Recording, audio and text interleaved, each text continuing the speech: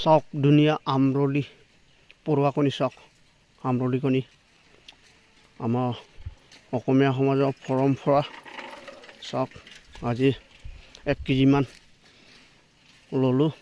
আমৰলি কণী চাওক কি ধুনীয়া আমাৰ বিহুত পৰম্পৰা এইটো নিয়ম কৰা হয় কোৱা হয় চাওক কি ধুনীয়া please like comment please like